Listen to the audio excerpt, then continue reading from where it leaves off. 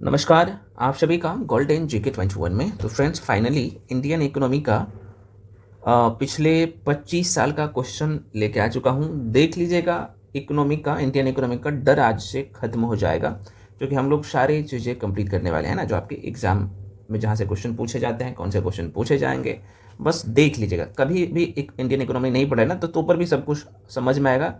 इसका जो ना इंडियन इकोनॉमी की मैं बात कर लूँ तो इसका जो शब्दावली होता है ना, इनका जो टर्मिनोलॉजी होता है ना, ये आपको परेशान करता है। मैं आपको सब कुछ बता दूंगा, बस वीडियो को शुरू से लेकर अंत तक देख लीजिएगा। उसके बाद बताइएगा कि सर हाँ, हमें इकोनॉमी से अब डर नहीं बल्कि लगाव हो गया है। ठीक है, चलिए शुरू करते हैं। और आप सभी लोग क्या करिए, चैनल को सब्सक्राइब कर लीजिए, बेल आइकन प्रेस करके रख लीजिए। फ्रेंड्स, मैं आपको बता दूं, हम आपके लिए ये सीरीज लेके आए हैं। और इससे पहले मैं जो है देखा जाए तो 6 सेक्शन कंप्लीट करवा चुका हूँ। पहला जो सेक्शन था आप लोग का एनवायरनमेंट का, है ना, एनवायरनमेंट कंप्लीट कर चुके हैं। एनवायरनमेंट एंड इकोलॉजी आप बोल सकते हो ना, ये पूरा कंप्लीट है। दूसरा फ्रेंड्स जो है इंडियन ज्योग्राफी, ये पूरे तरीके से कंप्लीट करवा दिया। देखो, यहाँ से लगभग 5 से 6 क्वेश्चन आता है। इंडियन ज्योग्राफी से लगभग जो है 12 से 15 क्वेश्चन, 15 के आसपास में क्वेश्चन आता है ना, ऐसे बोल सकते हो। ये पूरा कंप्लीट है। उसके बाद देखा जाए फ्रेंड्स तो तीसरे नंबर पे एंशिएंट हिस्ट्री, प्राचीन भारत का इतिहास, एंशिएंट हिस्ट्री। और यहाँ से जो है 5 से 6 क्वेश्चन आता है आपके पेपर में। चौथा सेक्शन था मेडिवल हिस्ट्री, और यहाँ से भी 4 से 5 क्वेश्चन आते हैं।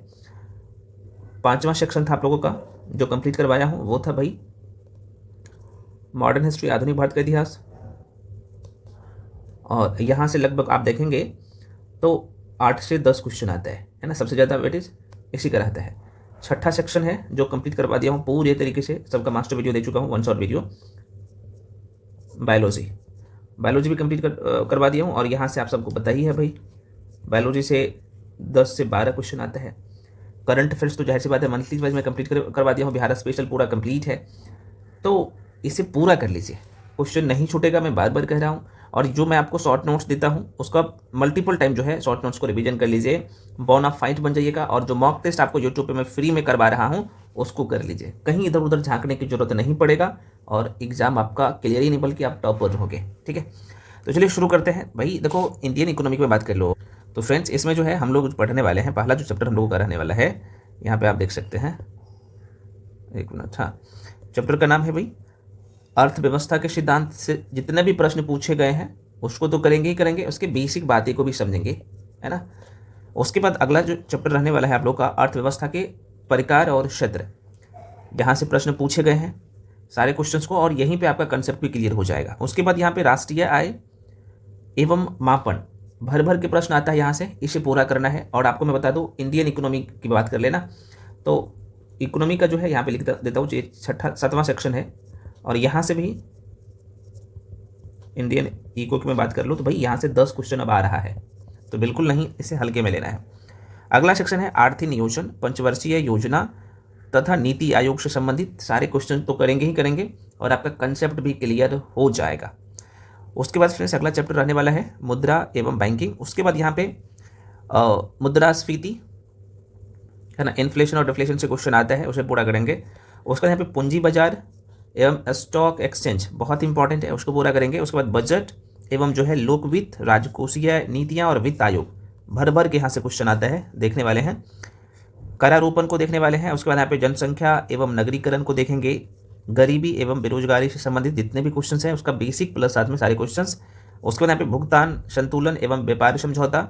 उसके बाद जो है महत्वपूर्ण जो रिपोर्ट है, उसके रिपोर्ट और सूचकांक से संबंधित जितने क्वेश्चन है उसको करेंगे, क्योंकि ये करंट अफेयर से आप पूछा जाता है डेटा जोड़ के।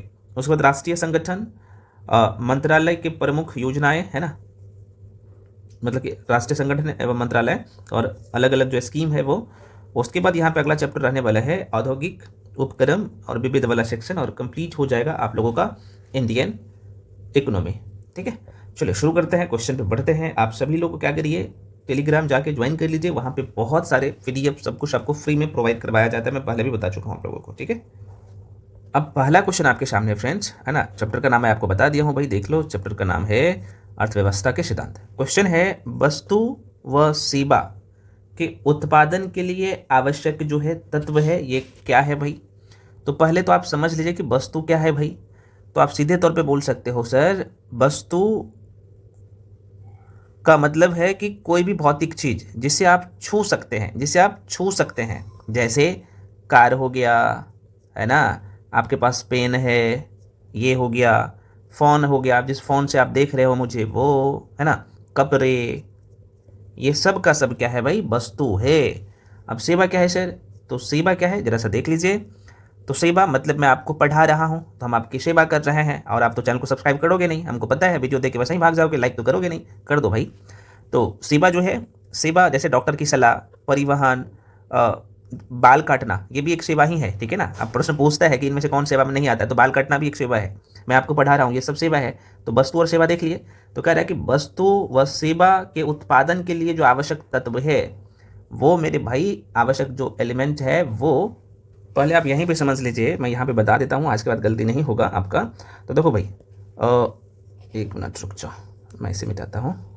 हाँ, मैं ये बता रहा था, वस्तु और सेवा उत्पादन के लिए जो जरूरी चीज़ें हैं, पहली चीज़ें क्या होना चाहिए, तो जाहिर सी बात है भूमि जरूरी है भैया। तो आप कहिएगा कि हाँ भूमि जरूरी है।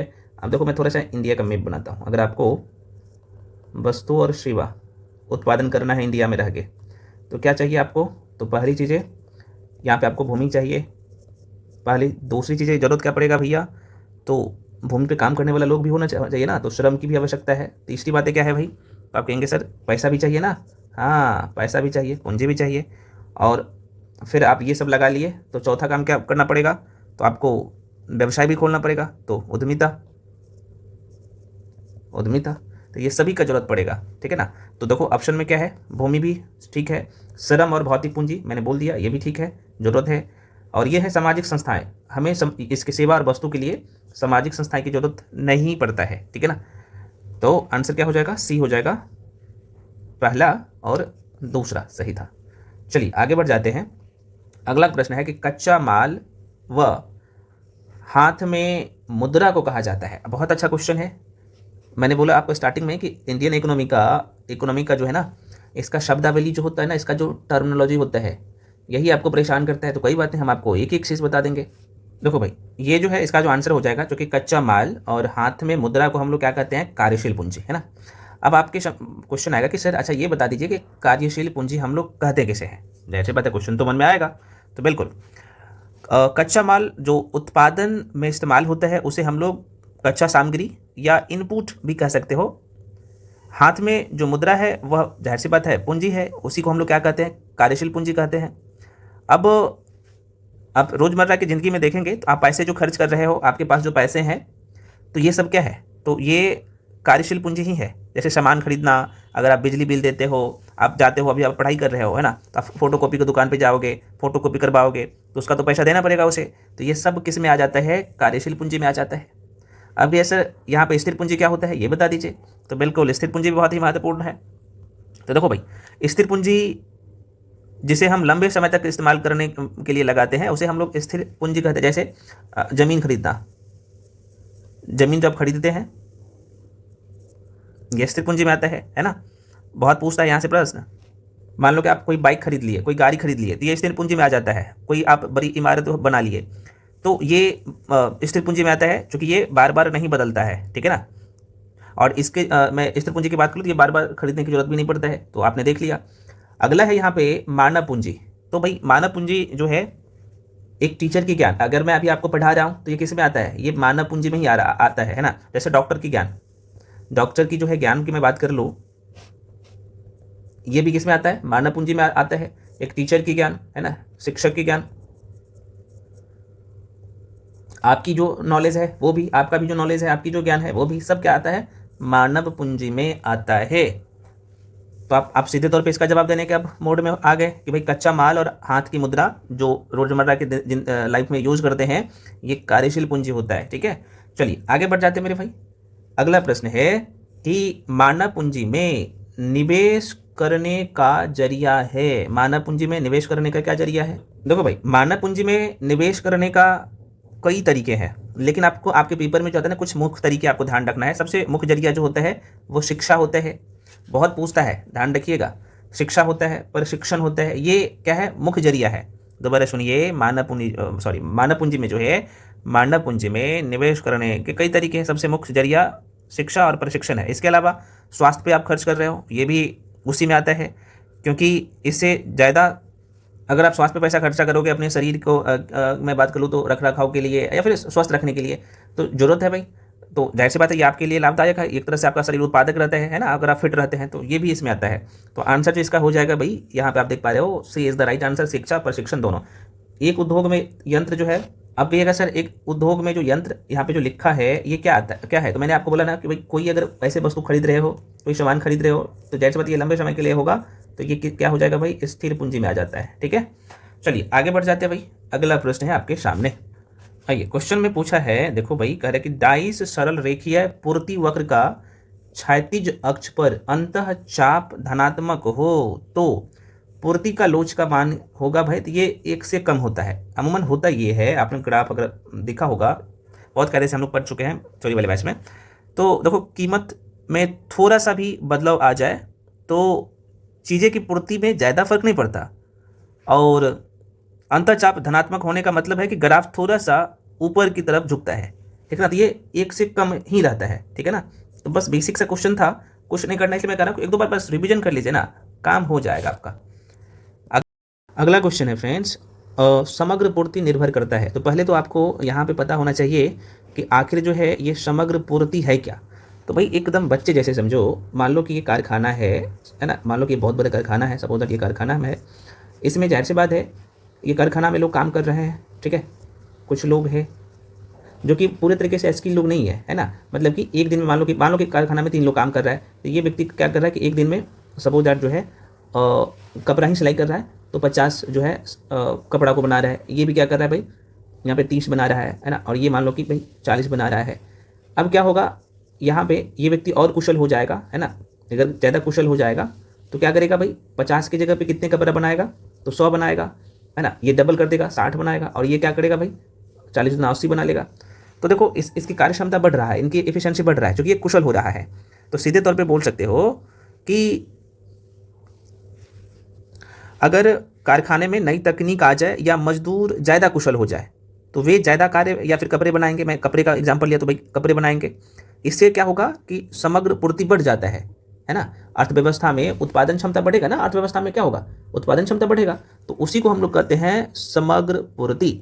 अब अर्थव्यवस्था में उत्पादन क्षमता, भाई इस तरीके से जो ऑप्शन है उस पर टिक कर लीजिए, आंसर हो जाएगा। तो देखो यहाँ पे ये क्या कर रहा है कि अर्थव्यवस्था में उत्पादन क्षमता पर ये निर्भर करता है। अगर लोग क्या होंगे, कह सकते कुशल होंगे, तो जाहिर सी बात है आप ज़्यादा सामान बना पाओगे या फिर ज़्यादा कम कर पाओगे, है ना, तो अर्थव्यवस्था में उत्पादकता कहीं ना कहीं बढ़ जाता है, तो वही समग्र पूर्ति हुआ। ठीक है ना, अब यहाँ पे आपके ऑप्शन में जो दिख रहा होगा कीमत स्तर, ये उससे मतलब बिल्कुल नहीं है। ठीक है ना, और अगला जो ऑप्शन है यहाँ पे वो भी दिखाता हूँ, लागत स्तर, ये भी उससे मतलब नहीं है, क्योंकि ये समग्र पूर्ति बोला था आपसे, तो ये समग्र पूर्ति जो निर्भर करता है अर्थव्यवस्था में उत्पादन क्षमता से संबंधित है, ये उसको बढ़ाने से संबंधित है। ठीक है ना, चलिए आगे बढ़ जाए। तो इसका जो आंसर हो जाएगा, केवल दूसरा वाला सही था, तो केवल दूसरा किधर है भाई, केवल दूसरा किस ऑप्शन में है, तो यहाँ पे देख सकते हो डी इसका राइट आंसर हो जाएगा, केवल दूसरा सही होगा इसका। ठीक है, चलिए अगला क्वेश्चन है, देखिए बहुत सारे फ्रेंड्स का मैं देख रहा था कि सर हमें आपका शॉर्ट नोट्स कैसे मिलेगा, ये जो 25 ईयर का PYQs का जो बुकलेट है ये कैसे मिलेगा। मैं आपको बता दूं,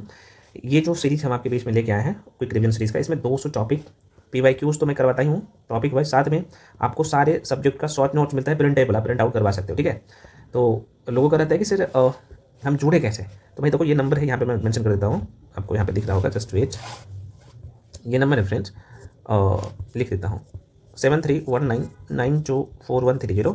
इस नंबर पे आपको पेमेंट करना होता है। पेमेंट आप गूगल पे, फोन पे, पेटीएम किसी माध्यम से कर सकते हैं। उसका स्क्रीनशॉट करके भी इसी नंबर पे भेजिएगा, उसके बाद आपको बैच में जोड़ दिया जाएगा। इसमें आपको सारे सब्जेक्ट है ना, geography, history, polity, Indian economy, environment, science and tech, bio, physics, chemistry, current affairs, Bihar special, सारे सेक्शन का आपको PYQs मिलता है, और सारे सेक्शन का आपको शॉर्ट नोट्स मिलता है विथ वीडियो। वीडियो में आप सबको पता ही है कि भाई शॉर्ट नोट्स को भी मैं डिस्कस कर देता हूँ, लेकिन आपको जो 12 पेज 15 पेज का जो शॉर्ट नोट्स मिलेगा ये आपको मिलेगा पेड बैच पे, जो कि बहुत ही नॉमिनल फी है, आपने देख लिया, यही नंबर है। तो जो लोग ज्वाइन करना चाहते हो आप कर सकते हो। बाकी कुछ लोग बोले सर टेस्ट के लिए ऑलरेडी बिहार दरोगा का मॉक टेस्ट चल रहा है, तो आप आराम से ज्वाइन कर सकते हो। सारी इन्फॉर्मेशन टेलीग्राम पे है, या फिर जो भी इन्फॉर्मेशन चाहिए आप इसी नंबर पर कॉल करके इन्फॉर्मेशन लीजिएगा, तो आपको सारी इन्फॉर्मेशन मिल जाएगा। मैं पुनः करूँ, जो लोग ज्वाइन करना चाहते हैं तो आप इसी नंबर पर 7319924130 पे पेमेंट करके भेजना होता है। यही गूगल पे, फोन पे, पेटीएम सबका नंबर है, व्हाट्सअप नंबर भी यही है, कॉलिंग नंबर भी यही है। तो जो भी डाउट है आप कॉल करके इन्फॉर्मेशन ले सकते हो, और जो लोग ज्वाइन करना चाहते हो आराम से ज्वाइन करिए। चलिए बढ़ते हैं क्वेश्चन के।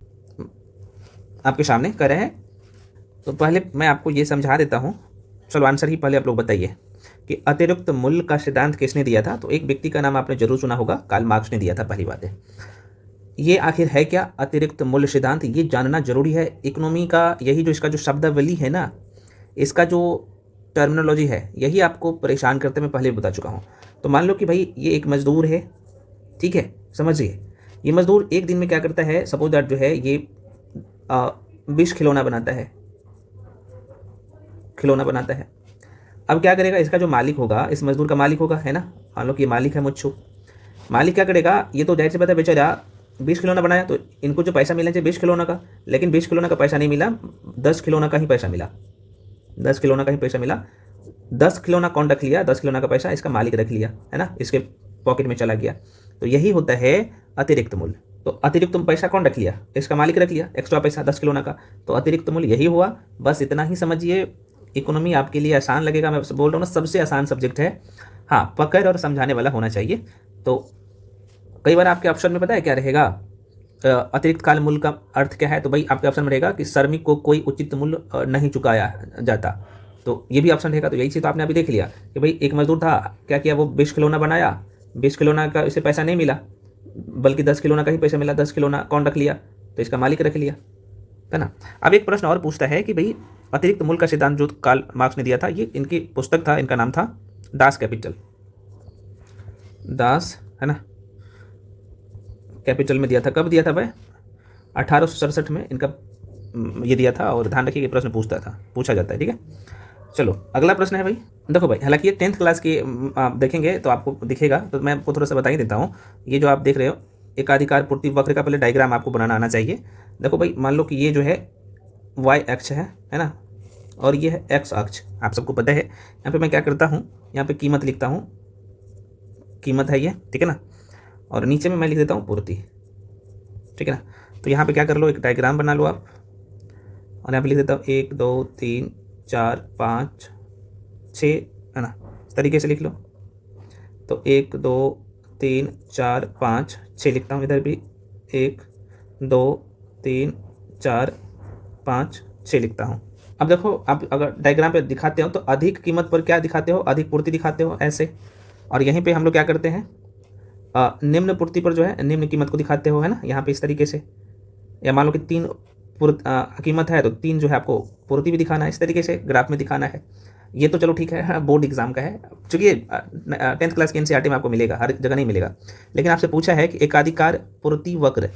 अब थोड़ा सा ये समझिए कि एकाधिकार पूर्ति वक्र आखिर है क्या। देखो भाई, मान लो कि कोई कंपनी है, मान लो कि ए नाम की कंपनी है, और देखो एकाधिकार तो मतलब सिर्फ ए नाम की कंपनी का उस पर अधिकार रहेगा। तो ये कंपनी मान लो कि ये कंपनी क्या करता है, ये पेन बनाती है, ठीक है ना, सपोज दैट जो है ये पेन बनाती है। ये मान लो कि 3 पेन बनाई कंपनी, ठीक है ना, 3 पेन बनाई, तो ये कंपनी का पूरा अधिकार होता है कि भाई हमें कौन से प्राइस पे बेचना है और कौन से जो है टैग लगाना है, या फिर हमको किसको देना है। अलग अलग टाइम में ये रेट को बढ़ा घटा सकता है, ठीक है ना। क्योंकि एकाधिकार जो होता है ना, एकाधिकार जो होता है कंपनी की कीमत और मात्रा दोनों को प्रभावित कर सकती है, क्योंकि वह एक निश्चित कीमत पर अलग अलग मात्राएं में एक निश्चित कीमत पर जो है अलग अलग मात्राएं बेच सकती है, या अलग अलग मात्राओं के लिए अलग अलग कीमत ले सकती है। तो आप सबको पता है कि यह जो है अस्तित्व में नहीं होता है ना, मतलब स्थिर नहीं होता है। तो आंसर क्या हो जाएगा, यह अस्तित्व में नहीं होगा। समझ में आ गया ना, बहुत आसान है, बस 2-3 बार वीडियो को देख लीजिए। अगला प्रश्न है कि नियोजित निवेश। अब देखो एक शब्द और आ गया, नियोजित निवेश। नियोजित बचत से अधिक होने का तात्पर्य क्या है। तो पहले तो जब तक आपको ये समझ में नहीं आएगा कि नियोजित निवेश और नियोजित बचत क्या है, आपको नहीं क्वेश्चन बना पाइएगा। पहले बात ये समझिए कि नियोजित निवेश, नाम से ही पता चला है कि नियोजित मतलब क्या, प्लानिंग कर रहे हो कहीं पे खर्च करने के लिए, है ना। खर्च करने के लिए, मान लो कि आप कोई बिजनेस करने जा रहे हो, तो आपका एक प्लानिंग होगा पहले से कि भाई हमें इसमें, मान लो कि कोई बिजनेस कर रहा हूँ, इसमें मान लो कि 1 लाख रुपया निवेश कर रहे हो, तो यही नियोजित निवेश हो गया, है ना। बहुत आसान है, बस चीज़ों को समझिए। तो नियोजित निवेश का मतलब है कि हमने कितना पैसा कारोबार में या किसी चीज़ में लगाने का प्लान किया ताकि वह और बढ़ सके, है ना। मान लो कि आपके मन में हमेशा रहता है कि 1 लाख लगाएंगे तो हमें 1,25,000 या 1.5 लाख आएगा, तो यही होता है नियोजित निवेश। नियोजित बचत क्या होगा भाई, तो नियोजित बचत का मतलब है कि मान लो कि आप कहीं पे काम कर रहे हो, है ना, या फिर आप मान लो कि सपोज दैट आपने जॉब कर रहे हैं, तो मान लो कि आपकी सैलरी 50,000 है ना, तो 50,000, तो भाई आप यहाँ पे क्या करेंगे, एक तो आपकी जो दिनचर्या का खर्च है वो खर्च करोगे। लेकिन यहाँ पे भी आपका एक प्लानिंग होगा कि भाई हम कुछ पैसा जो है ना बचा के रखेंगे अगले समय के लिए, है ना, आगे के लिए बचा के रखेंगे। तो जो मान लो कि 50,000 तो 30,000 तो मान लो कि आपने खर्च कर दिया, ठीक है, और 20,000 जो बचा, मान लो कि 20,000 रुपया जो है आपने बचा के रखा, वही क्या हो गया, ये नियोजित बचत हो गया। अब क्या पूछा है प्रश्न, ये देख लीजिए। तो कह रहा है कि नियोजित निवेश नियोजित बचत से अधिक होने का तात्पर्य क्या है। बहुत अच्छा क्वेश्चन है। कह रहा है कि नियोजित निवेश नियोजित बचत से अधिक होने का क्या खर्च है। मान लो कि भाई आप जो है, अब देखो मान लो कि यहाँ पे नियोजित बचत और इससे क्या फर्क पड़ेगा। देखो मान लो कि आप क्या करते हो, अभी मैंने आपको एक एग्जांपल बताया था कि भाई आपकी सैलरी 50,000 है, जिसमें से तो चलो ठीक है 30,000 खर्च कर लिया, तो 20,000 मान लो कि यहाँ से बचाया था, है ना, 20,000 रुपया बचाया था। तो अब क्या होगा कि 20,000 बचाए हो, सिर्फ 20,000, लेकिन निवेश कर रहे हो यहाँ पे फिर से मान लो कि 40,000 निवेश कर रहे हो, ठीक है ना। यहाँ पे क्या कर रहे हैं भाई, 40,000 निवेश कर रहे हैं। तो देखो क्या हो रहा है, बचत से ज़्यादा निवेश हो रहा है ना। तो जब ऐसा होता है तो बाजार में क्या होगा, और जब ऐसा होगा तो बाजार में क्या होगा, पैसों की मांग बढ़ जाएगी। क्या, किसका मांग बढ़ेगा भैया, पैसों की मांग बढ़ जाएगी। और पैसों की मांग बढ़ेगी तो इससे कभी कभी जो आपकी चीज़ें की कीमत है ना, सामान की कीमत बढ़ जाएगा। तो यही तो आपसे पूछा था, तो मांग अधिक हो जाएगा इसका, बस पूर्ति नहीं होगा, मांग अधिक हो जाएगा। तो यही तो था। तो क्वेश्चन बस समझ गए, आंसर आपकी मुट्ठी में। आगे बढ़ जाते हैं मेरे भाई। अगला क्वेश्चन है, कि ऐसा बाजार जिसमें लेन देन भविष्य में किसी खास समय पर संपन्न होता है तो उसे क्या कहा जाता है। तो भाई इसे वायदा बाजार कहते हैं ना। भाई आप एक बॉन्ड बना लिए हो, ठीक है ना, तो ऐसे हम लोग वायदा बाजार कहते हैं, इसमें कुछ है ही नहीं। तो ऐसा बाजार जिसमें लेन देन भविष्य में किसी खास समय पर संपन्न होगा, इसे वायदा बाजार कहा जाता है। वायदा अनुबंध या खरीदार और विक्रेता की सहमति से होता है, एक निश्चित कीमत पर तय होता है। आप देखे होंगे ना, कई बार क्या होता है ना कि भाई किसी को घर भी बनाना होता है, तो मान लो कि आपके पास अभी पैसे हैं, तो जाते हैं चिमनी वाले के पास, पैसा जमा कर देते हैं, उनको बोलते हैं कि भाई अभी जो कीमत है उसी कीमत पे आपको वो देना पड़ेगा ईंटा। तो आप 6 महीना बाद भी लेते हैं, क्योंकि आपने उसको पैसा जमा कर दिया, आपने वादा कर लिया इससे कि भाई हम आपको इस रेट में देंगे। मान लो कि 15,000 में जो है ईंट वाली ईंटा देंगे, तो इसका रेट बढ़ भी जाएगा, तो आपसे वायदा किया तो उस रेट में उसको देना पड़ेगा। यही होता है, बेसिक बातें हैं, कुछ नहीं था इसमें। अगला प्रश्न है मेरे भाई, कह रहा है कि यदि सरल रेखीय पूर्ति का वक्र, अब देखो वही क्वेश्चन अभी जो मैं आपको एक डायग्राम बताया था। तो कह रहा है कि यदि सरल रेखीय पूर्ति का वक्र कीमत की अक्ष को काटता है तो पूर्ति का लोच होगा। वही चीज़ें देखो भाई, यहाँ पे यही चीज़ें आपको डायग्राम देखो, ये 10th क्लास की एनसीईआरटी का क्वेश्चन। अभी मैं आपको ये वाला डायग्राम बताया था ना, देखो यहाँ पे कीमत है और यहाँ पे पूर्ति है, ठीक है ना। यही तो पूछा है ना, कीमत और पूर्ति है यहाँ पे। तो मान लो कि यहाँ पे कीमत में कमी करते हैं तो पूर्ति में भी कमी आता है। मान लो कि यहाँ पे कीमत बढ़ाते हैं तो ये पूर्ति भी बढ़ेगा। तो ये क्या होगा, तो इकाई बराबर दोनों है ना, देखो ये दोनों एक साथ इकाई रह रहा है। तो यही तो पूछा था आपके क्वेश्चन में, है ना। तो इकाई बराबर रहेगा भाई, इकाई बराबर, ठीक। चलिए आगे बढ़ जाते हैं अगले क्वेश्चन पे। चलिए अगला फ्रेंड्स क्वेश्चन है, कह रहे हैं बहुत आसान सा क्वेश्चन है, कह रहे कि जब वस्तु की कीमत बढ़ेगा। अब देखो यहाँ पे क्या है कि वस्तु का कीमत बढ़ रहा है भैया, तो वस्तु का कीमत बढ़ने पर कुल व्यय बढ़ेगा। भाई वस्तु का रेट बढ़ेगा, मान लो कि ये टमाटर है और टमाटर का रेट हो जाता है 100 रुपये के जी, है ना, 100 रुपये के जी हो गया, है ना, 100 रुपये पर के जी हो गया। तो व्यय, जब भी आपको पैसा भी लगाना पड़ेगा, तो व्यय यहाँ पे क्या हो रहा है भाई, व्यय भी क्या हो रहा है, बढ़ रहा है। तो कह रहा कि मांग की कीमत में लोच होगी, तो क्या होगा, मतलब लोच मतलब भाई क्या परिवर्तन होगा। तो मांग जाहिर सी बात है, पहले टमाटर आप आधा किलो या 500 ग्राम खाते थे, तो अब ये रेट बढ़ गया तो पैसा भी ज़्यादा खर्च करने पड़ेंगे, तो इनकी संख्या आप कम कर देंगे। तो इकाई आपको क्या करना पड़ेगा, कम करना पड़ेगा। कुछ नहीं है, इकोनॉमी खेल है, बस आपको समझना है। एक बार इसलिए कह रहा कि पूरा वीडियो देख लीजिए, उसके बाद कोई भी क्वेश्चन बनाइएगा, फिर बोलिएगा कि सर हमको तो इकोनॉमी से लगाव हो गया। ये फ्री में आपको नंबर देगा और दूसरे से जो अलग करेगा यही सब्जेक्ट आपको।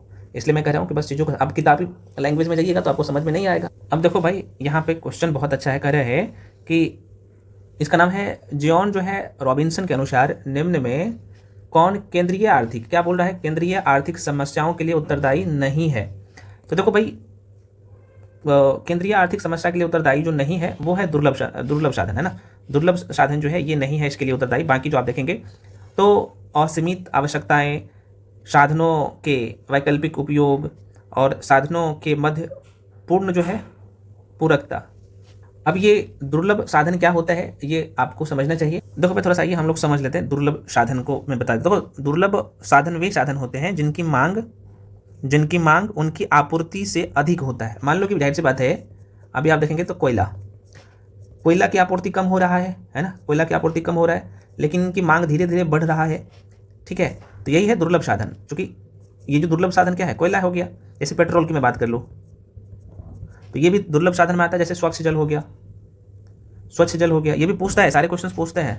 यहाँ पे लिख देता हूँ, स्वच्छ जल हो गया, जैसे उपजाऊ भूमि हो गया,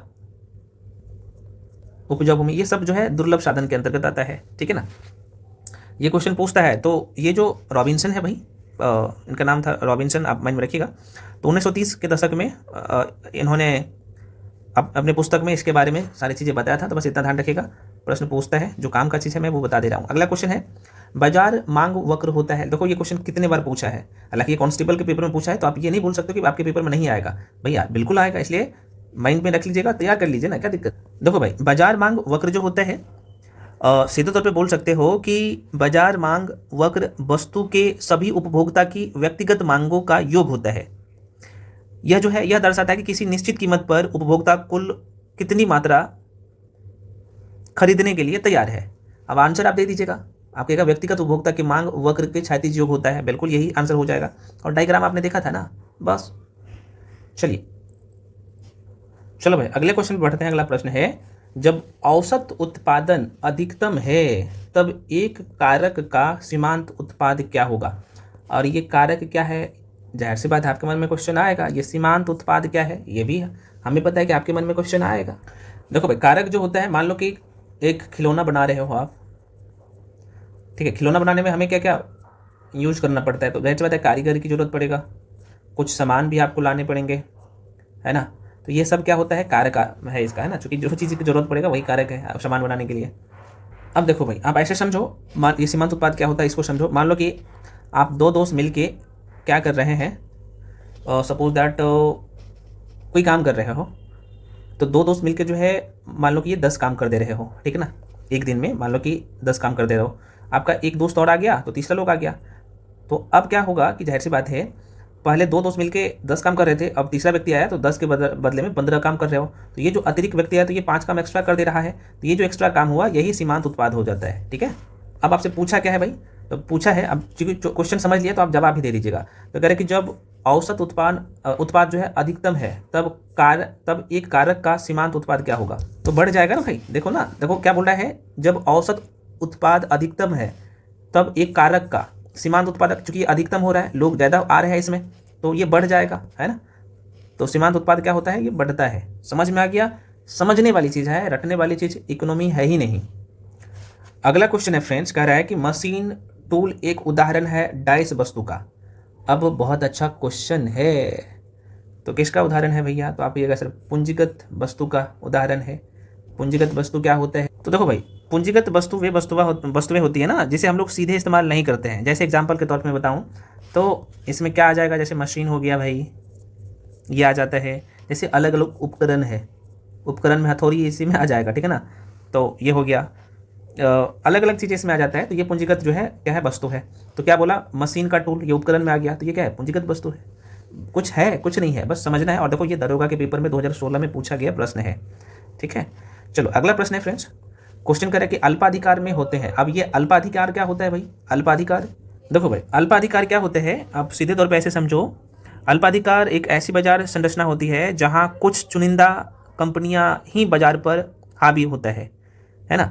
तो जाहिर सी बात है, यहाँ पे देखो बहुत ज़्यादा कंपनी नहीं, कुछ ही कंपनियां, तो या तो दो या फिर दो से कुछ ही ज़्यादा। अब यहाँ पे 3 भी ऑप्शन है, 3 नहीं टिक करना है, कम से कम जो है एक भी हो सकता है या दो, और कुछ ही ज़्यादा होता है तो ये कई बार 2 ही ऑप्शन देता है ना। तो 2 विक्रेता होता है, और यहाँ पे अपने सामान का रेट जो है ये सब कुछ यही फिक्स करते हैं, है ना, क्योंकि इसका पूर्ण अधिकार उस पर होता है। एग्जाम्पल के तौर पे आप रख सकते हो कुछ टेलीकॉम कंपनियां या कुछ खास पेय पदार्थ के बाजार जो है, इसमें गिने चुने कंपनियां ही होते हैं, ठीक है ना। तो माइंड में थोड़ा सा रखिएगा। और ये ऑलरेडी प्रश्न पूछा गया है, देख सकते हैं दरोगा के 16 के पेपर में। अगला प्रश्न है भाई, अर्थशास्त्र को जिस अध्ययन के रूप में श्रेष्ठता परिभाषित किया जाता है वह है, तो इसमें तो कुछ बताने वाला है ही नहीं, जैसे बताए किस प्रकार समाज अपने सीमित साधनों का प्रबंधन करे, इसके बारे में अर्थशास्त्र बताता है। तो देखो इसमें बेसिक समझ है, जब तक बेसिक समझ नहीं रहेगा तब तक क्वेश्चन बना पाओगे, एकदम बेसिक समझ। और ऐसे क्वेश्चन को आपको क्या करना है, रिवीजन करना है। ये भी दरोगा के पेपर में, देखो दरोगा के पेपर में वही क्वेश्चन आता है जो बस आप सोच के जवाब दे सकते हो। इसलिए मैं कह रहा हूँ कि इकोनॉमिक्स से डरिए नहीं, और मैं आपके साथ हूँ तो बिल्कुल नहीं डरना है इंडियन इकोनॉमी से। अगला प्रश्न है आपके सामने कि किस अर्थशास्त्री के अनुसार अर्थशास्त्र मनुष्य के भौतिक कल्याण का अध्ययन है। तो भाई इसका नाम है अल्फ्रेड मार्शल। कितने लोग जानते हैं इसको, नाम सुने हैं, अल्फ्रेड मार्शल नाम है भाई, ध्यान रखना। तो अल्फ्रेड मार्शल के अनुसार अर्थशास्त्र मनुष्य के भौतिक कल्याण का अध्ययन है। इन्होंने इस बात पर जोर दिया कि अर्थशास्त्र लोगों के रोजमर्रा के जीवन और उनकी आर्थिक गतिविधियों से संबंधित है। ठीक है, ये कौन बोला है? मार्शल ने बोला है। अब देखो यहाँ पे क्या, मैंने आपको जब इकोनॉमी पढ़ाया तो इकोनॉमी मैंने बोला था कि भाई एक तो होगा माइक्रो इकोनॉमी, माइक्रो, और एक होगा मैक्रो। तो ये होगा सूक्ष्म अर्थशास्त्र, है ना। मैक्रो मतलब छोटा, छोटी अर्थव्यवस्था, और मैक्रो मतलब बड़ी अर्थव्यवस्था, ऐसे माइंड में रखिएगा। तो विस्टी का मतलब होता है क्या? तो विस्टी नाम से पता चला ये छोटी की बात कर रहा है, तो मतलब कि माइक्रो इकोनॉमी से कहेंगे, माइक्रो इकोनॉमी कहेंगे भाई। पूछता है, ध्यान रखिएगा। तो कह रहा है कि विस्टी अर्थशास्त्र का संबंध है। अब देखो भाई, ये जो माइक्रो इकोनॉमी है ना, एक्चुअली यह जो है व्यक्तिगत, इस लाइन को समझिएगा, व्यक्तिगत आर्थिक एजेंट के व्यवहार से और संपूर्ण अर्थव्यवस्था की समझ से है।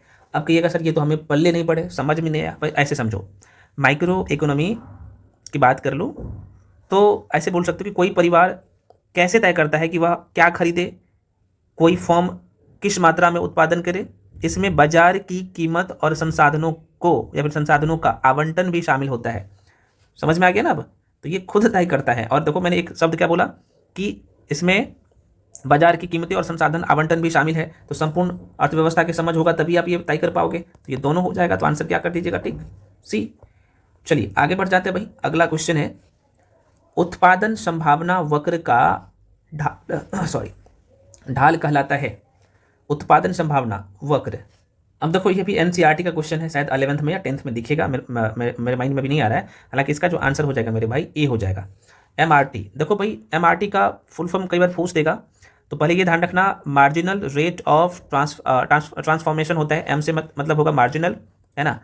आर से मतलब होगा रेट, और यहाँ पर टी से मतलब होगा ट्रांसफॉर्मेशन, ठीक है ना। एक्स वाई जो है ना, आप यहाँ पे देख पा रहे हो, ये वस्तुओं के बीच एक आर्थिक अवधारणा है जो यह बताती है कि वस्तु के उत्पाद को बढ़ाने के लिए दूसरी वस्तु की मात्रा का त्याग करना पड़ता है जब साधन सीमित हो। तो बेसिक बातें हैं, यहाँ से प्रश्न पूछ देता है, माइंड में रखिएगा, ठीक है ना। तो उत्पादन संभावना वक्र का ढाल एमआरटी कहलाता है। एमआरटी क्या होता है आपने देख लिया, दोबारा सुनिए। उत्पादन संभावना वक्र का ढाल कहलाता है भाई, उत्पादन संभावना वक्र का ढाल सीमांत अवसर लागत कहलाता है। सीमांत अवसर लागत कहलाता है। यह जो है दर्शाता है कि एक वस्तु के उत्पादन को बढ़ाने के लिए दूसरी वस्तु की कितनी मात्रा का त्याग करना पड़ता है, जो कि एमआरटी कहलाता है। एमआरटी का फुल फॉर्म भी मैंने आपको बता दिया, मार्जिनल रेट ऑफ जो है ट्रांसफॉर्मेशन होता है। एक्स वाई जो ये आप देख रहे हो, ये क्या दर्शाता है? X Y. तो एक्स और वाई वस्तुओं के बीच यह एक आर्थिक अवधारणा है जो यह बताती है कि एक वस्तु के उत्पादन को बढ़ाने के लिए दूसरी वस्तु की कीमत की मात्रा को कितना कम करना पड़े या फिर कितना कम करना है, ठीक है ना। चलिए अगला चैप्टर है मेरे भाई, आपके सामने चैप्टर का नाम ही है अर्थव्यवस्था के प्रकार। बहुत यहाँ से प्रश्न पूछता है। और देखो अभी जो एक्साइज इंस्पेक्टर का जो एग्जाम हुआ है ना अभी 2025 में, 18 मई को माफी चाहता हूँ 2025, तो इसमें ये प्रश्न पूछ लिया है। तो एक बार मैं पुनः रिपीट करता हूँ फ्रेंड्स, ये जो आप देख पा रहे हो अगला जो चैप्टर है अर्थव्यवस्था के प्रकार एवं क्षेत्रक। ये जो क्षेत्र आप एक शब्द देख रहे हैं बहुत ही महत्वपूर्ण है। अब ये होता क्या है आपको तो पता होना चाहिए। देखो भाई अर्थव्यवस्था के क्षेत्र का मतलब है जैसे किसी देश में काम करने को हमने क्या किया, अलग अलग हिस्सों में क्या किया, बांट दिए, है ना। मुख्य रूप से अब अलग अलग क्षेत्र में बांट दिया, तो हम लोग मुख्य रूप से 3 भागों में बांट दिया है, ठीक है ना। एक प्राथमिक क्षेत्रक होता है ना, प्राइमरी सेक्टर, है ना। दूसरा होता है सेकेंडरी, और तीसरा जो है टर्सरी। हम लोग बहुत डिटेल में पढ़ चुके हैं, मैं आपको मोटा मोटी तौर पे बता दे रहा हूँ, और क्वेश्चन इसके बाहर जाएगा नहीं, ठीक है। तो प्राथमिक क्षेत्र में जो है यहाँ पे आता है जो प्राकृतिक से जो चीज़ें हम लेते हैं, जैसे खेती हो गया, यहाँ पे लिख देता हूँ जो क्षेत्र होता है ना, यहाँ पे शॉर्ट फॉर्म लिख देता हूँ। तो भाई आप ऐसे कर लो, ये पहला क्षेत्र है जिसे प्राथमिक क्षेत्र कहता है, ये दूसरा क्षेत्र है जिसे द्वितीय, और ये तीसरा क्षेत्र है। तो इसमें क्या आता है, प्राथमिक क्षेत्र में क्या आता है, जो प्राकृतिक से चीज़ें हम लेते हैं, जैसे खेती हो गया, है ना, खेती हो गया, मछली पकड़ना हो गया। कई बार पूछता है क्वेश्चन, डायरेक्टली पूछता है, मछली पकड़ना हो गया, खनन हो गया, मछली पकड़ना, खनन, ये सब प्राथमिक क्षेत्र में आता है। द्वितीय क्षेत्र में क्या आता है भाई साहब, तो द्वितीय क्षेत्र में इन चीज़ों को बदल कर, जो प्राथमिक क्षेत्र में आपने लिए हैं उनको बदलकर नई चीज़ें बनाते हैं। जैसे कारखाने में कपड़े बनाना, तो कारखाने में मान लो यहाँ पे खेती की है, तो खेती से क्या कर लिए, कपास उगा लिए। अब कपास से क्या होगा, कपड़ा बनकर तैयार हो जाएगा। तो बेसिक बात है, समझिए। इकोनॉमी में पहले बता चुका हूँ कि भाई ये समझने की चीज़ है। तो द्वितीय क्षेत्र में कपड़े बनाना, घर बनाना, ये सब इसी में आता है ना। तृतीय क्षेत्र में क्या आता है भाई, यहाँ पे तो जाहिर सी बात है बहुत इंपॉर्टेंट है। इसमें हम लोग किसे शामिल करते हैं, जैसे डॉक्टर हो गया, ये सेवा क्षेत्र होता है ना, तृतीय क्षेत्र को हम लोग सेवा क्षेत्र भी कहते हैं। इसमें जैसे डॉक्टर हो गया, टीचर हो गया, है ना, उसके बाद वकील हो गया, ये भी प्रश्न पूछता है, वकील हो गया, ट्रांसपोर्ट हो गया, ये सब का सब जो है तृतीय क्षेत्र में आता है। अब आपसे प्रश्न क्या पूछा है, जरा सा देख लीजिएगा। कह रहा है कि विनिर्माण, क्या बोल दिया है, विनिर्माण, क्या बोल दिया है भाई, विनिर्माण अर्थव्यवस्था के किस क्षेत्र के अंतर्गत आता है। तो आपने देख लिया कि भाई जो प्रकृति से हमें प्राप्त होता है उसे उससे नई चीज़ें बनाते हैं तो विनिर्माण हो जाएगा, है ना। तो किस में रखेंगे, द्वितीय क्षेत्र में। तृतीय क्षेत्र आपको पता ही है, प्राथमिक क्षेत्र आपको पता ही है। और देखो ये तृतीय क्षेत्र को ही प्राथमिक क्षेत्र कहा जाता है, ये ध्यान रखिएगा, ठीक है ना। तृतीय क्षेत्र को ही प्राथमिक क्षेत्र कहा जाता है, ये आप सब समझ रहे हो। और देखो भाई ये प्रश्न दरोगा के जो है ना पेपर हुआ था 8/5/2025 में, एक्साइज इंस्पेक्टर का, उसमें प्रश्न पूछ लिया गया था, ठीक है। चलो देखो भाई इंडियन इकोनॉमी आपको बहुत कायदे से पढ़ा दिया गया है, जैसे एकदम बेसिक बातें। अर्थव्यवस्था क्या है, अर्थव्यवस्था के प्रकार, है ना। तो आप सबको पता है कि नियंत्रण के आधार पर जो है अर्थव्यवस्था को वर्गीकरण किया गया है, समाजवादी अर्थव्यवस्था, पूंजीवादी अर्थव्यवस्था, मिश्रित अर्थव्यवस्था। विकास के आधार पर भी अर्थव्यवस्था को बांटा गया है, विकसित अर्थव्यवस्था, अविकसित अर्थव्यवस्था और विकासशील अर्थव्यवस्था। वैश्विक संबंधों के आधार पर भी अर्थव्यवस्था को यहाँ पे दो भागों में बांटा गया है, खुली अर्थव्यवस्था और बंद अर्थव्यवस्था। एकदम अब देखो यहाँ पर एकदम डिटेल में जैसे नियंत्रण के आधार पर जो है बांटा गया है। तो और इसके बारे में क्या इनका फीचर है सब बताया गया, ठीक है। तो डिटेल में एक बार आप क्या करिएगा, पहले वीडियो देख लीजिएगा ना इसका, चूंकि नोट्स में सारी चीज़ें आप सबको बताइए शॉर्ट फॉर्म में रहता है, तो वीडियो देखिएगा, उसके बाद पीडीएफ को पढ़िएगा। उसके बाद जैसे आप आओगे ना, इसमें सब बहुत सारी चीज़ें आपके तो भाई यहीं से बन जाएगा, है ना। जैसे अभी जो आपसे क्वेश्चन पूछा था यहाँ पे यहीं से पूछा था ना, देख सकते हो अर्थव्यवस्था का क्षेत्र। तो प्राइमरी सेक्टर हो गया, सेकेंडरी सेक्टर हो गया, यहाँ पे टर्सरी सेक्टर हो गया, आप देख सकते हो क्या क्या आता है इसके अंतर्गत में, विद एग्जाम्पल आपको दिखेगा। हालांकि इसके बाद भी जो है अन्य क्षेत्र भी है, चतुर्थ क्षेत्र और पंचम क्षेत्र, जो कि पढ़ा दिया हूँ, ठीक है ना। खैर हम लोग आगे बढ़ जाते हैं अगले क्वेश्चन पे। कह रहा है कि भाई क्वेश्चन क्या पूछ दिया, और ये भी 18 तारीख का जो एग्जाम हुआ था 18/5/2025 में एक्साइज इंस्पेक्टर का, उसमें ये भी प्रश्न पूछ लिया गया है। कह रहा है कि कृषि अर्थव्यवस्था के किस क्षेत्र के अंतर्गत आती है। तो कृषि किस में आएगा, प्राथमिक क्षेत्र में। अभी आपने देख लिया, देखो यही क्वेश्चन है ना। चलिए आगे बढ़ जाते हैं भाई। कह रहा है कि दो सेक्टर अर्थव्यवस्था प्रारूप में समग्र मांग होती है। अब ये जो क्वेश्चन है बहुत इंपॉर्टेंट क्वेश्चन है, इसे समझिए, है ना, बहुत आसान है। कह रहा है कि यहाँ पे दो सेक्टर अर्थव्यवस्था के प्रारूप में समग्र मांग होती है। मैं अगर यहाँ पे बोल दूँ कि भाई C+I होता है, तो आपको लगेगा कि ये सर C क्या है, थोड़ा समझिए।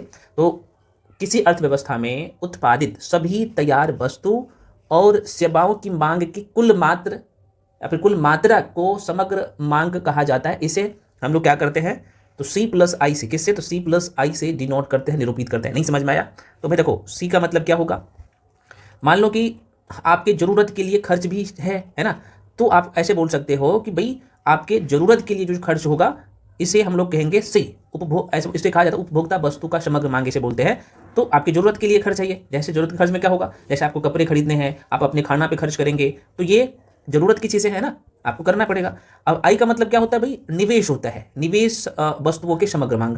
तो निवेश में क्या, आपको आप जाहिर सी बात है अगर आपकी जो जरूरत की चीज़ है उस पर भाई इन्वेस्टमेंट कर लिए, तो जाहिर सी बात है आपका मन होगा कि भाई हमें कहीं निवेश करना है, चाहे कोई कंपनी खोलो या कुछ करो, कोई बिजनेस करो, तो उसमें निवेश करेंगे, तो यही होता है आई, ठीक है। तो ये C+I मिलकर क्या करता है, तो आप कहिएगा सर C+I मिलकर क्या करेगा, तो ये अर्थव्यवस्था के प्रारूप का ये समग्र मांग यही होता है।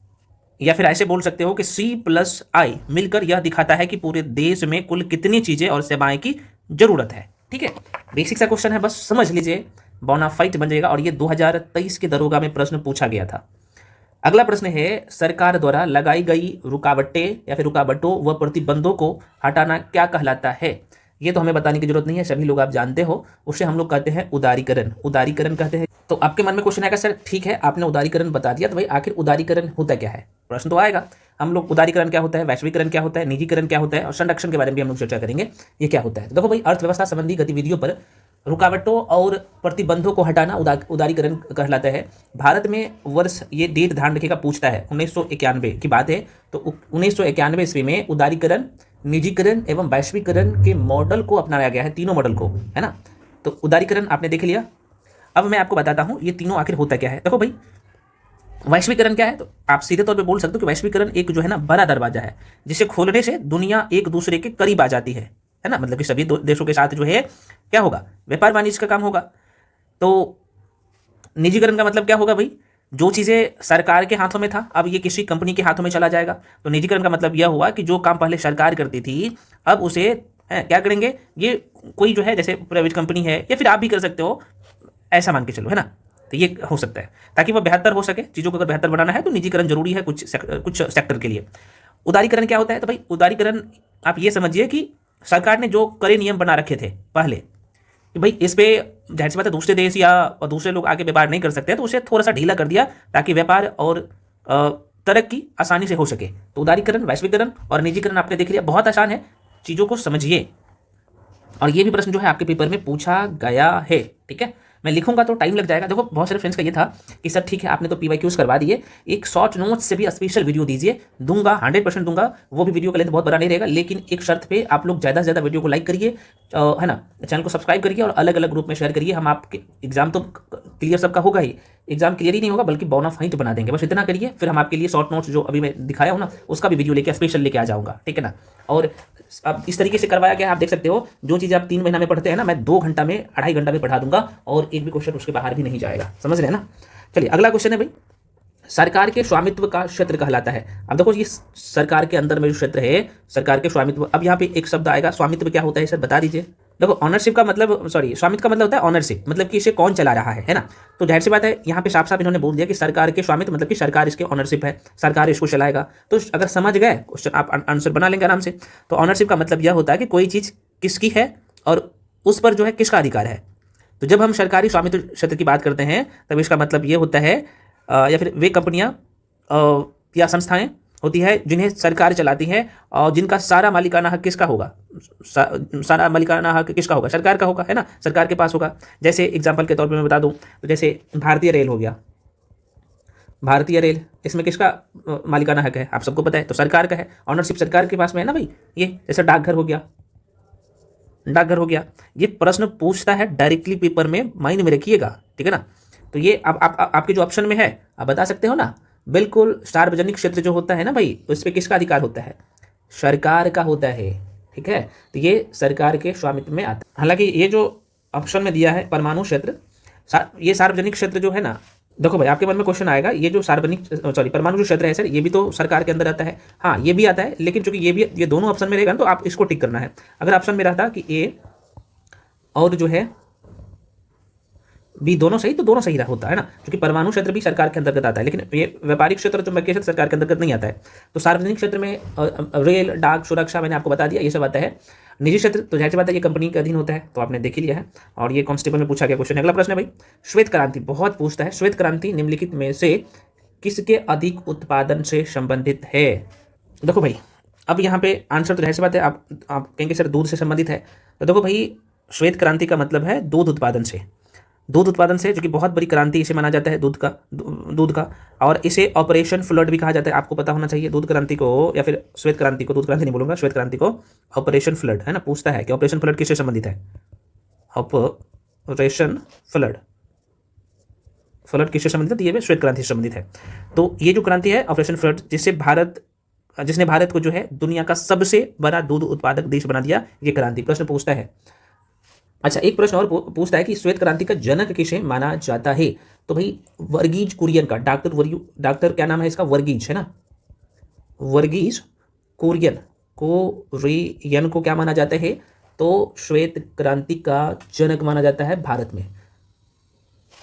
अब एक प्रश्न और पूछता है कि सर ऑपरेशन फ्लड जो अभी आपने बताया ये प्रारंभ कब किया गया था, तो बाबू 1970 की बात है, 1970 ईस्वी में। अब इसके बाहर क्वेश्चन पूछेगा ही नहीं, बस आप माइंड में रख लीजिएगा, ठीक है ना। अच्छा इसका मुख्यालय कहाँ है, अगर आपसे पूछा जाए कि राष्ट्रीय डेयरी अनुसंधान संस्था का, मैं यहाँ पे लिख ही देता हूँ, राष्ट्रीय डेयरी अनुसंधान संस्था का जो है मुख्यालय कहाँ है, तो हरियाणा है ना, हरियाणा है, ये भी ध्यान रखिएगा, करनाल हरियाणा में स्थित है।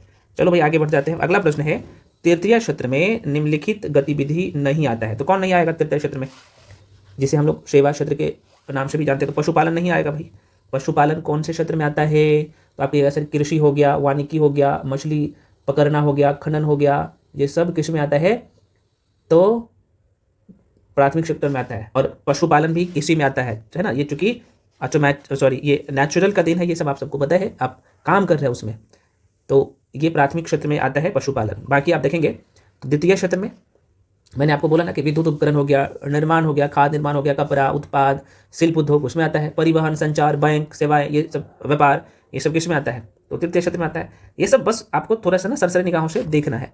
अगला प्रश्न है मेरी भाई, पूंजीवाद में उत्पादित वस्तु पर किसका स्वामित्व होता है? देखो भाई, एक शब्द को पकड़ लिया कि भाई ये पूंजीवादी है और इसमें ऑनरशिप किसका है ना। ये दो चीज़ पकड़ लिए और जाहिर सी बात है आप क्वेश्चन के आंसर तक पहुंच जाओगे। नाम से ही पता चल रहा है पूंजीवादी अर्थव्यवस्था, हमने आपको बहुत कायदे से पढ़ा दिया। इसमें पूंजीवादी अर्थव्यवस्था में ज़्यादातर वस्तु और सेवा, वस्तु समझ रहे हो ना क्या होता है और सेवा क्या होता है, आप लोग समझ ही रहे हैं ना। तो वस्तु और सेवा पर निजी लोगों का स्वामित्व होता है, निजी कंपनी का, प्राइवेट सेक्टर का जो है कह सकते हो ऑनरशिप होता है। तो आप कह सकते हो यहाँ पे जो आपके ऑप्शन में है व्यक्तिगत स्वामित्व होता है। इसमें बेसिक सा क्वेश्चन है, माइंड में रखिएगा क्वेश्चन और नहीं छूटेगा एग्जाम में। अगला प्रश्न है कि निम्न में कौन सा कथन हरित क्रांति के बारे में सही नहीं है? हरित क्रांति के बारे में सही नहीं। तो देखो भाई, हरित क्रांति का जो है यहाँ पे देखेंगे इसका प्रारंभ होता है, हरित क्रांति का जो प्रारंभ होता है, मैं थोड़ा सा छोटा कर लेता हूँ, जरा सा देख लीजिएगा। तो 1966 ईस्वी में ये खरीफ ऋतु में या खरीफ फसल से संबंधित है। देखो भाई, ये खरीफ यहाँ पे गलती लिखा है, खरीफ ही सिर्फ नहीं होगा, खरीफ ऋतु तो है ही, इसमें खरीफ फसल और तो इसमें खरीफ भी हो जाएगा और रबी फसल भी, जो कि खरीफ में इसमें चावल भी शामिल किया गया था, आपको पता होना चाहिए, और गेहूँ भी, ठीक है ना। तो ये तो बिल्कुल सही है भाई। आपसे पूछ रहा है कौन सा सही नहीं है। आगे कह रहा है कि इसका प्रारंभ अधिक उपज देने वाले बीजों के उपयोग के लिए हुआ, ये भी बिल्कुल सही है। कह रहा है कि स्टार्टिंग में ना ये कौन से क्षेत्र में फला फूला हुआ था। आपने अगर मैप पे मैंने आपको बहुत कायदे से पढ़ाया हूँ ये सारी चीज़ें, तो आप देखोगे ना तो ये इस क्षेत्र में, जरा सा देख लीजिएगा, गलती मत करिएगा। मेरा मोटिव है यार क्वेश्चन गलत नहीं होना चाहिए आपका। तो देखो ये खासतौर पर ये हरियाणा में, ये हरियाणा हो गया, पंजाब में और पश्चिमी यूपी का ये पश्चिमी एरिया था ना, इसमें ये फैला हुआ था, ठीक है। तो ये बिल्कुल सही है। कह रहे कि इसका प्रारंभ जो है कहाँ पे, पंजाब, हरियाणा, पश्चिमी उत्तर प्रदेश में ये फैला हुआ था। कह रहे कि यह चावल उत्पादन से संबंधित है, ये गलत बोल दिया, चावल से ही नहीं है बल्कि गेहूं उत्पादन से भी संबंधित है ये, ठीक है ना। तो यही गलत था। चलो भाई अगले क्वेश्चन में बढ़ जाते हैं। हरित क्रांति का जनक किसे माना जाता है? देखो यहाँ पे क्वेश्चन ना लोग जानबूझ के गलत करते हैं। एक बोलेगा कि भाई भारत में हरित क्रांति का जनक किसे माना जाता है ना, भारत में हरित क्रांति का जनक, और डायरेक्ट एक बोलेगा भारत में हरित क्रांति का जनक, एक बोलेगा कि भाई हरित क्रांति का, डायरेक्टली बोलेगा कि भाई हरित क्रांति का जनक है ना, हरित क्रांति का जनक किसे माना जाता है, ठीक है। तो जब डायरेक्ट बोलेगा तो क्या आंसर टिक करिएगा मेरे भाई, बताइए। बिल्कुल बी, नॉर्मन जो है बोरलॉग को माना जाता है। किसको? तो नॉर्मन, यहाँ पे मैं बोल देता हूँ, नॉर्मन बोरलॉग को माना जाता है हरित क्रांति के जनक, नॉर्मन बोरलॉग को माना जाता है। यह क्रांति की मैं बात कर लूँ तो कब, तो 1960 की बात है। अभी आपने देखा 1960 के दशक में शुरू की गई थी और 1970 में नॉर्मन जो है बोरलॉग के द्वारा उच्च उपज देने वाली किस्मों को विकसित करने के उनके कार्य के लिए उन्हें नोबेल पुरस्कार भी दिया गया है ना, प्रदान किया गया। और भारत में देखा जाए, भारत में हरित क्रांति की शुरुआत जो किया था वो M.S. स्वामीनाथन, ये M.S. स्वामीनाथन की बात कर ले तो इन्होंने भारत में हरित क्रांति का शुरुआत किया था। इस क्षेत्र में तो हरियाणा, पंजाब और पश्चिमी यूपी वाला क्षेत्र में 1966 में। अभी आपने देखा, तो ये दोनों क्वेश्चन ना घुमा के पूछता है। चलो आगे बढ़ते हैं भाई।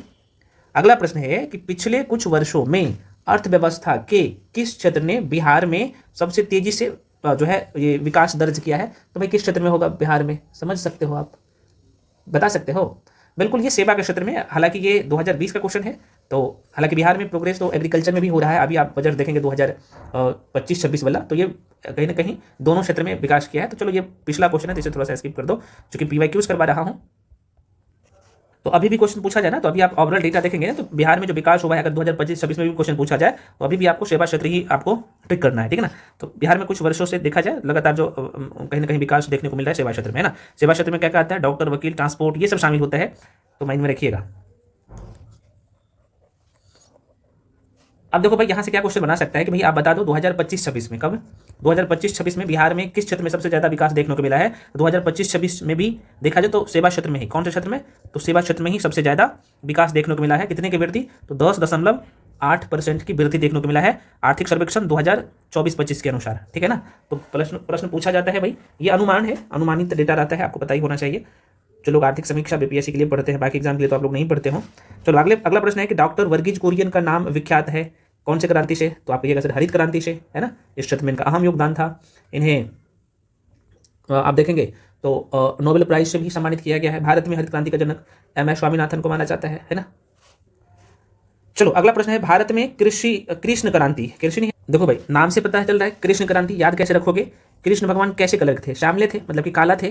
तो भाई आप ऐसे ध्यान रखना, ये कृष्ण क्रांति कोयला क्षेत्र। अब देखो कोयला और पेट्रोलियम दोनों है, दोनों से संबंधित है, बहुत पूछता है, बार बार कह रहा हूँ, क्वेश्चन को माइंड में रखिएगा फ्रेंड्स, ठीक है। तो मैं क्या बता रहा था, हाँ ये कृषि क्रांति से मैं बता रहा था। तो ये पेट्रोल और कोयला दोनों से है। तो आप कहेगा सर ये दोनों ऑप्शन में है तो हम किसको टिक करें? तो कोयला को छोड़ देना, पेट्रोल को टिक कर लेना, ठीक है ना। लेकिन ये दोनों संबंधित है इसी से, तो कोयला ही टिक कर लेना यार, अच्छा रहेगा। आंसर इसका कोयला ही देता है आयोग, लेकिन ये दोनों सॉरी पेट्रोलियम है, लेकिन आयोग दोनों देता है, ठीक है ना। और इसका उद्देश्य क्या है? उत्पादन क्षमता को बढ़ाना, ठीक है ना। 18 के तरोगा के पेपर में प्रश्न पूछा गया। भारत में श्वेत क्रांति के जनक, देखो ये शब्द आ गया, श्वेत क्रांति के जनक किसे कहते हैं? बताइए, हमें बताने की जरूरत नहीं है। बिल्कुल डॉक्टर वर्गीज कुरियन को माना जाता है, अभी आपने देखा, क्योंकि ऑपरेशन फ्लड आपने नाम सुना है ना अभी कुछ देर पहले, 19 के दरोगा के पेपर में पूछा गया था प्रश्न। अगला प्रश्न है, कृषि पर आधारित जनसंख्या की निर्भरता किस प्रकार की अर्थव्यवस्था के लक्षण है? किस प्रकार की अर्थव्यवस्था का लक्षण है ना? बिल्कुल ये हो जाएगा अल्प विकसित अर्थव्यवस्था का। आप कहिएगा सर, देखो भाई ये जो आप देख रहे हो ऑप्शन में, इसका जो आंसर हो जाएगा यहाँ पे अल्प विकसित अर्थव्यवस्था का है ये। तो एक्चुअली अल्प विकसित अर्थव्यवस्था का सीधा मतलब है कि वह देश जहां विकास अभी पूरी तरह से नहीं हुआ है, वहां लोगों की ज़िंदगी कठिन है ही, थोड़ी सी कठिन है, जरूरी सुविधा उपलब्ध नहीं है जो जरूरत की चीज़ें हैं, और उस देश में प्रगति भी बड़ी स्लो से हो रहा है ना। तो आपको पता है कि कृषि पर आधारित जनसंख्या की निर्भरता किस प्रकार की अर्थव्यवस्था का लक्षण है? तो ये कहीं ना कहीं अल्प विकसित अर्थव्यवस्था का लक्षण है, डायरेक्टली पूछता है प्रश्न, ठीक है। चलिए अगला चैप्टर है आप लोगों का, इसका नाम ही है राष्ट्रीय आय, नेशनल इनकम और इन जो है इनका मापन। डायरेक्टली प्रश्न पूछता है, नेशनल इनकम एंड मेजरमेंट से प्रश्न पूछता है। यहीं पे जीडीपी को आपको पढ़ना है, जीएनपी को पढ़ना है। और बाबू देखो आपको ना बहुत कायदे से पढ़ा दिया गया है, ठीक है ना। आपको आपका दायित्व ये बनता है कि जैसे राष्ट्रीय है, नेशनल इनकम जैसे मैं बोला हूँ, तो आपके दिमाग में एक ही चीज़ें चलना चाहिए। जैसे कंसेप्ट ऑफ जो है नेशनल इनकम, जैसे जीडीपी क्या होता है, जीएनपी क्या होता है, एनएनपी क्या होता है, नेशनल इनकम क्या होता है ना, एनआई क्या होता है, पीसीआई क्या होता है। उसके बाद यहाँ पे आप देखोगे तो राष्ट्रीय आय की जो महत्वपूर्ण इंपॉर्टेंट जो तथ्य है वो भी, गणना का विधि है, गणना इसका कैसे किया जाता है, वो सब जीडीपी में कैसे शामिल करेंगे, ये सब जो है डायग्रामिकली एक जगह दिया गया है। तो मैं बार बार कर रहा हूँ, पहले वीडियो देख लीजिएगा, उसके बाद पीडीएफ से रिवीजन कर लीजिएगा। हालांकि मैं आपको यहाँ पे सारी चीज़ें तो भाई एक एक पॉइंट्स क्लियर कर ही देता हूँ, कहीं भी नहीं मिलेगा ये सारी चीज़ें जो कि आपको यहाँ पे करवाया जा रहा है, ठीक है। तो चलिए पहला क्वेश्चन आपके सामने है, कह रहा है कि देश की सीमा में उत्पादित वस्तु और सेवा का कुल मूल्य क्या कहलाता है? देखो देश की सीमा में, अब देश की सीमा में जैसे ही बोला तो आपके दिमाग में चलना चाहिए कि भारत देश के अंदर है ना। अब यहाँ पे मैं एक डायग्राम बना के बता देता हूँ, भारत देश के अंदर एक बार समझ लीजिएगा ताकि आपको सारी चीज़ें बहुत कायदे से समझ में आ जाए। देखो भाई क्या पूछा है, देश की सीमा के अंदर, और ये 200 नॉटिकल समुद्री भी देखा जाए तो समुद्र के अंदर भी 200 नॉटिकल मील तक ये रहता है, ठीक है ना, 200 नॉटिकल मील, ये भी प्रश्न रहता है, ठीक है। तो प्रश्न क्या पूछा है कि देश की सीमा में उत्पादित वस्तु और सेवा का कुल मूल्य क्या कहलाता है? तो आप कहिएगा सर इसे हम लोग जीडीपी कहते हैं, ग्रॉस डोमेस्टिक प्रोडक्ट कहते हैं, सकल राष्ट्रीय उत्पाद कहते हैं, या फिर कुल राष्ट्रीय उत्पाद कहते हैं, जो कि देश की सीमा में उत्पादित हो रहा है, चाहे भारतीय कंपनी हो या विदेशी लोग हो या विदेशी कंपनी हो, ये भारत के जीडीपी में से शामिल किया जाता है। तो इसका आंसर क्या हो जाएगा सर? आप कहिएगा सर ये हो जाएगा सकल घरेलू उत्पाद। मतलब सकल को जो है ना यहाँ पे कुल भी बोल सकते हो, कुल घरेलू उत्पाद, इंग्लिश में हम लोग जीडीपी कहते हैं, ग्रॉस डोमेस्टिक प्रोडक्ट। आप ऐसे भी ध्यान रख सकते हो कि भाई जो जीडीपी होता है ना, सकल राष्ट्रीय उत्पाद या कुल राष्ट्रीय उत्पाद, एक निश्चित समयावधि के दौरान किसी देश की भौगोलिक सीमा के भीतर उत्पादित सभी अंतिम वस्तुओं और सेवाओं के बाजार मूल्य का कुल योग होता है। एक शब्द मैंने बोला हूं, मैं क्या बोल रहा हूं कि भाई देश के भौगोलिक सीमा के अंदर उत्पादित सभी अंतिम वस्तु और सेवाओं के बाजार मूल्य का कुल योग, कहाँ, मार्केट प्राइस का कुल जो है यहाँ पे टोटल जो है, जो वैल्यू होता है, कुल जो योग होता है वो जीडीपी ही होता है, ठीक है। तो देखो भाई यहाँ पे मैं लिख दिया हूँ आप लोगों के लिए कि भाई जीडीपी में हम लोग किसे शामिल करेंगे। तो घरेलू सीमा के अंदर मतलब कि देश के अंदर ये 200 नॉटिकल मील समुद्री जो दूरी होता है ना, 200 नॉटिकल मील, ये भी उसमें शामिल होता है। तो मैंने लिख दिया हो कि घरेलू सीमा में किसे शामिल किया जाएगा, तो किसी भी देश की भौगोलिक सीमा की घरेलू, अच्छा एक भौगोलिक सीमा को घरेलू सीमा में शामिल किया जाता है। हाँ, भौगोलिक सीमा को घरेलू सीमा में शामिल किया जाता है, मतलब जीडीपी में शामिल किया जाता है, ठीक है। स्थलीय भौगोलिक सीमा, उसका समुद्री सीमा, और ये 200 नॉटिकल मील तक होता है, पूछता है। घरेलू जलयान और वायुयान को भी जीडीपी में शामिल किया जाता है। विदेश में स्थित देश के जो दूतावास होता है भारत का, उसे भी जीडीपी में शामिल किया जाता है। देश का कोई भी उपग्रह छोड़ा जाएगा तो वो किस में शामिल किया जाएगा, तो आप सबको पता है भारत के जीडीपी में शामिल किया जाएगा, ठीक है ना। तो यहाँ पे मैं मेंशन भी कर दिया। अच्छा, इसका जो समय काल होता है, वित्त वर्ष होता है जीडीपी का 1 अप्रैल से 31 मार्च तक, 1 साल का होता है, आपको पता होना चाहिए। ये बेसिक बातें आपको पता होना चाहिए। तो कह रहे हैं कि जीडीपी क्या होता है, सकल घरेलू उत्पाद, है ना। तो किसी देश की सीमा में 1 वर्ष के अंत तक उत्पादित क्या वस्तु व सेवाओं का अंतिम मूल्य, एक शब्द में लिखा हूं अंतिम मूल्य को क्या कहते हैं, जीडीपी कहते हैं, सकल घरेलू उत्पाद कहते हैं। वित्त वर्ष 1 अप्रैल से 31 मार्च का ये रहता है, 1 साल का इसका टाइम पीरियड रहता है, ठीक है। अब ये पे देखो जीएनपी क्या होता है, ग्रॉस नेशनल प्रोडक्ट, जिसे शॉर्ट फॉर्म में जीएनपी कहते हैं। चलो पहले क्वेश्चन पे बढ़ते हैं ना, क्वेश्चन पे बढ़ते जाएंगे हम लोग, जो है यहाँ पे एक एक पॉइंट्स को कवर करते जाएंगे, ठीक है ना। अगला प्रश्न है, यहाँ पे आप देख लीजिएगा फिर से कि प्राथमिक घाटा प्राप्त होता है। तो प्राथमिक घाटा प्राप्त कैसे होगा, तो सीधे तौर पे बोल सकते हो कि राजकोषीय घाटा कुल खर्च और कुल कमाई के बीच का अंतर होता है, जिसमें ब्याज भुगतान शामिल नहीं होता है। लेकिन प्राथमिक घाटा राजकोषीय घाटा में से ब्याज भुगतान को घटाने पर मिलता है। आसान शब्दों में कहें तो प्राथमिक घाटा सरकार की मौजूदा वित्तीय स्थिति को दिखाता है ना। पुराने कर्जों का असर उसमें हटा दिया जाता है। तो आपसे पूछा था कि भाई प्राप्त कैसे किया जाता है, तो आप सीधे तौर पे बोल सकते हो प्राथमिक घाटा मतलब कि जो प्राइमरी डेफिसिट है, राजकोषीय घाटा फिक्कल डेफिसिट में से ब्याज भुगतान को घटाने पर प्राप्त होता है ना। तो यहाँ पे ब्याज राजकोषीय घाटा ब्याज भुगतान को राजकोषीय घाटा में से ब्याज भुगतान राजकोषीय घाटा में से राजकोषीय घाटा में से ब्याज भुगतान को घटाने से पर प्राप्त होता है, ठीक है ना। तो यहाँ प्राथमिक घाटा तब प्राप्त हो जाएगा। चलो आगे बढ़ते हैं। अच्छा, मैं थोड़ा सा प्राथमिक घाटा अलग से समझा दूँ क्या।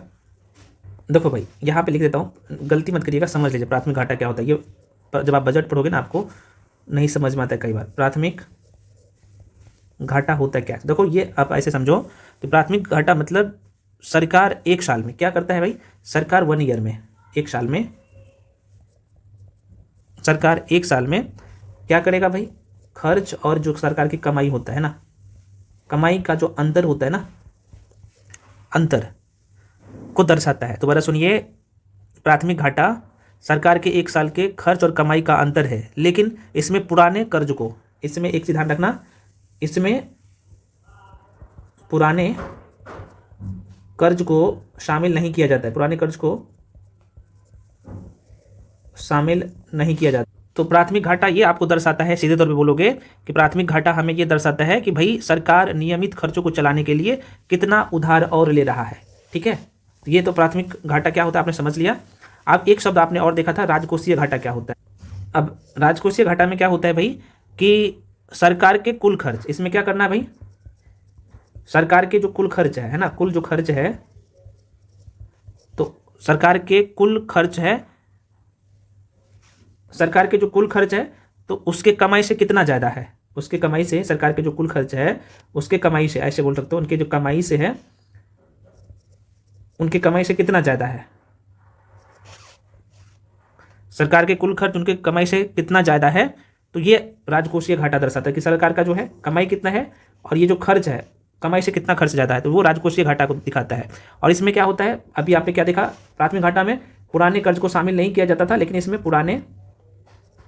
पुराने ब्याज को बोल सकते हो, कर्ज या ब्याज को शामिल किया जाता है, ठीक है, शामिल किया जाता है। तो ये दोनों अलग अलग बातें हैं, समझ लीजिएगा, आज का क्वेश्चन गलत नहीं होना चाहिए। चलो आगे बढ़ जाते भाई।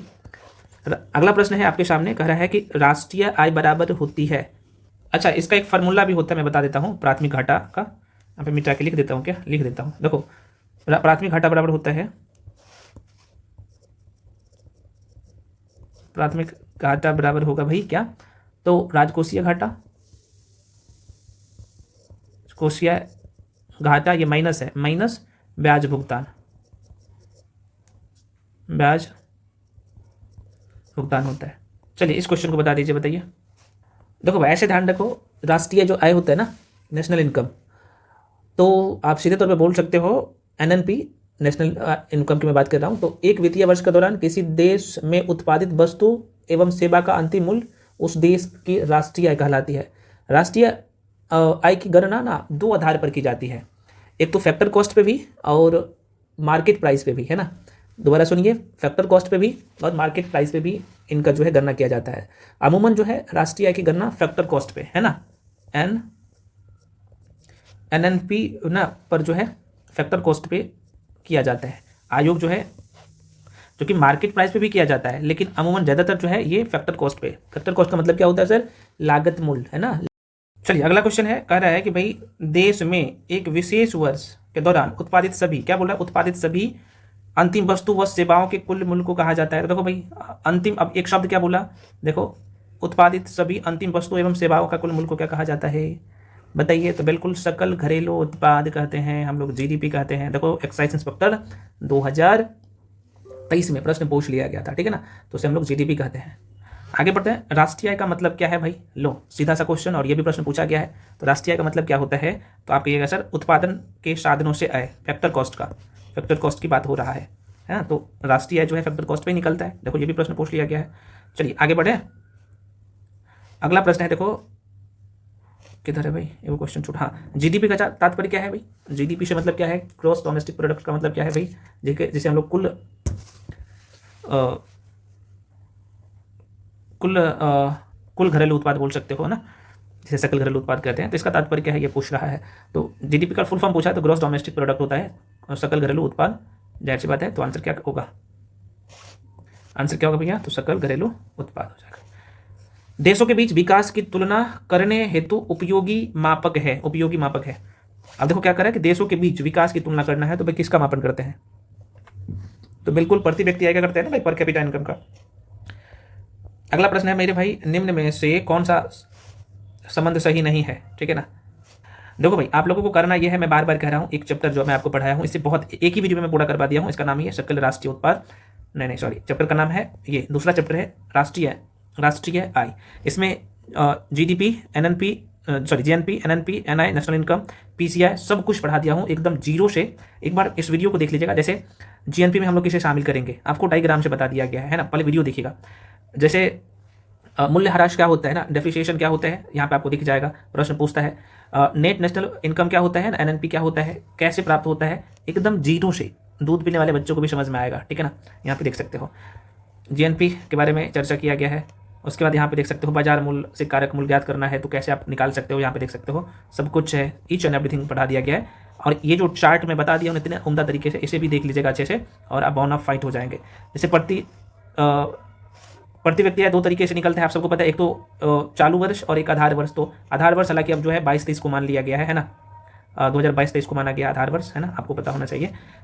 और चालू वर्ष जो वित्तीय वर्ष होता है वो होता है, आपको पता है। तो वित्तीय वर्ष अभी यहाँ पे 2025-26 हो जाएगा। ये सब पढ़ लीजिएगा, बहुत कायदे से पढ़ा दिया गया हूँ, ठीक है ना। एक बार जरूर इसका गणना कौन करता है, सब कुछ आपको यहाँ से पूरा कंसेप्ट क्लियर हो जाएगा। ये वीडियो का लिंक ऑलरेडी आपके बैच में है, या फिर आप जो भी बुक से पढ़ रहे हो मेरे भाई, इससे पूरा कर लीजिएगा। उसके बाद एक चैप्टर है गरीबी बेरोजगारी, यहाँ से भी प्रश्न खूब पूछता है, तो ये भी मैं आपको कंप्लीट। चलिए आपसे प्रश्न क्या पूछा था जरा सा देख लो। आपसे प्रश्न पूछ, निम्न में से कौन सा संबंध सही नहीं है, ठीक है। तो कौन सा संबंध सही नहीं होगा ये पूछ रहा है। तो जैसी बात है, देखो भाई जीएनपी बराबर क्या होता है, बोल रहा है कि जीएनपी माइनस बाजार मूल्य पर सकल राष्ट्रीय उत्पाद, क्या ये सही है? तो ये भाई बिल्कुल सही नहीं, ये गलत बोल दिया है यहाँ पे, देखो ये गलत बोल दिया, क्योंकि जीएनपी बराबर एनडीपी प्लस जो है सकल, सॉरी, मूल्यह्रास, डेप्रिसिएशन प्लस विदेशी से प्राप्त शुद्ध साधन आय कह रहा है, जो कि ये गलत है। यहाँ पे क्या होगा, तो बाजार मूल्य पर सकल राष्ट्रीय उत्पाद होना चाहिए, है ना, जीएनपी पे, तो यही गलत है, बाकी सब सही है। चलो आगे बढ़ जाते हैं। अगला प्रश्न है कि कृषि का भारतीय जीडीपी में लगभग कितना प्रतिशत योगदान है, ये पूछ रहा है भाई। तो लगभग देखा जाए तो ये 25% के आसपास में है, आपको पता होना चाहिए।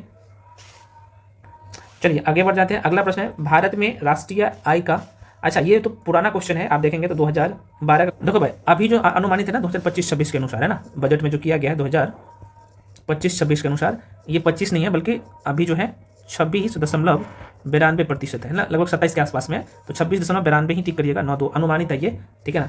और ये तो पहले का डेटा है, आपको पता होना चाहिए, तो ये भी ध्यान रखिएगा महीने में। अगला प्रश्न है, आप देख सकते हो, क्वेश्चन है कि यहाँ पे कि भारत में राष्ट्रीय आय का आकलन करता है भाई, कौन करता है भारत में राष्ट्रीय आय का आकलन, कौन करता है? अच्छा ये कौन नहीं करता ये नहीं पूछा है, पूछा है कि भारत में राष्ट्रीय आय का आकलन किया जाता है कौन से विधि से, है ना। देखो इसमें उत्पाद और आय विधि दोनों द्वारा किया जाता है, तो बी आंसर सही हो जाए। देखो भाई मैं आपको यहाँ पे क्लियर कर दूँ, यहाँ से प्रश्न पूछता है क्या क्या, तो ठीक है ये तो आपने देख लिया। भारत में राष्ट्रीय आय का आकलन जो है जो किया जाता है, राष्ट्रीय आय का आकलन जो किया जाता है ये 3 विधि से। कौन कौन सा, यहाँ पे मैं लिख देता हूँ। एक तो उत्पाद विधि हो गया, उत्पाद विधि पहला, 3 विधि से मैं बोला हूँ ना। दूसरा जो होता है ये आय विधि, और तीसरा जो होता है भाई ये व्यय विधि। व्यय, देखो उत्पाद भी हो रहा है, इनकम भी हो रहा है और खर्च भी हो रहा है, ये तीनों विधि से किया जाता है। देखो भाई भारत में अभी प्रेजेंट टाइम में आपसे पूछा जाए कि राष्ट्रीय आय का आकलन कौन करता है, गणना कौन करता है, तो एनएसओ के द्वारा किया जाता है ना। पहले कौन करता था आप सबको पता है, तो 2019 से पहले जो है एनएसएसओ के द्वारा किया जाता था, है ना। तो अभी प्रेजेंट टाइम में एनएसओ के द्वारा, अब जो है भारत में राष्ट्रीय की गणना राष्ट्रीय सांख्यिकी कार्यालय एनएसओ के द्वारा किया जाता है, जो कि मर्ज करके एनएसएसओ प्लस सीएसओ को मर्ज करके 2019 में क्या बना दिया गया है, एनएसओ बना दिया गया ना। अब इसका आकलन यही करता है। चलो भाई अगले क्वेश्चन पे बढ़ते हैं। अगला क्वेश्चन है कि भारत में पहली बार किसने वार्षिक आय अनुमानित किया था, किसने किया था। हमको पता है, आपको भी पता है, तो बता दीजिए भैया। बिल्कुल जो आंसर हो जाएगा ए, दादा भाई नौरोजी ने किया था ना, दादा भाई नौरोजी ने किया था। तो भारत में सर्वप्रथम जो है आय की गणना कौन किया था, दादा भाई नौरोजी। अब पूछा जाए कब, तो 1868 में इन्होंने किया था, और इनकी पुस्तक का नाम था भाई poverty and un-British rule in India में की थी। इनमें जो है दादा भाई नौरोजी के द्वारा प्रति व्यक्ति आय जो आकलन किया गया था, आप समझ रहे हो ना, प्रति व्यक्ति आय मात्र 20 रुपया किया गया था। ठीक है, इनकी पुस्तक जो का नाम क्या है, लिख दूँ क्या, आप ऐसे माइंड में रख लेंगे, पॉवर्टी एंड अनब्रिटिश रूल, यहाँ पे लिख ही देता हूँ, है ना। इसका पुस्तक का नाम था पॉवर्टी एंड अनब्रिटिश रूल